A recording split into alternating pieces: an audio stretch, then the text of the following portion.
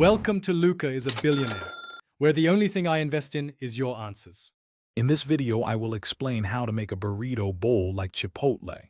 First, select your base, either fluffy rice or fresh, crisp lettuce. Next, pick a delicious protein such as seasoned chicken, tender steak, or plant-based sofritas.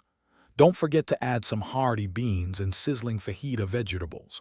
Finally, top it all off with your favorite salsa, a dollop of sour cream or creamy guacamole for that perfect finish. Building your bowl is an art. Begin by layering your chosen base, whether it's rice or lettuce, to create a sturdy foundation. Then carefully place your main protein right in the middle, making it the star of your creation. Next, evenly distribute your flavorful beans and tender fajita vegetables around the protein.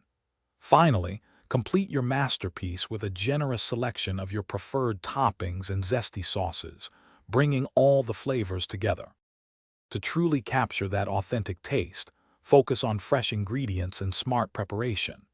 Marinate your meats for at least 30 minutes to infuse them with deep, rich flavors. When cooking your vegetables, aim to roast them until they are tender crisp, which enhances their natural sweetness and texture. Don't shy away from using plenty of fresh cilantro and a squeeze of bright lime juice. For the ultimate fresh taste, try making your own guacamole at home.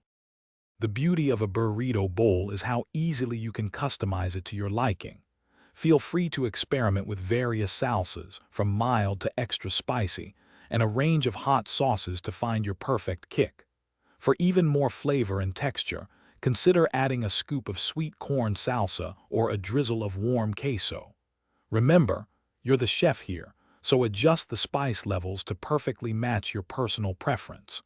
Also, be sure to check the description for a link to a book that can truly change how you think about money, plus other great deals. Thanks for watching and please subscribe. It's the best investment you'll ever make.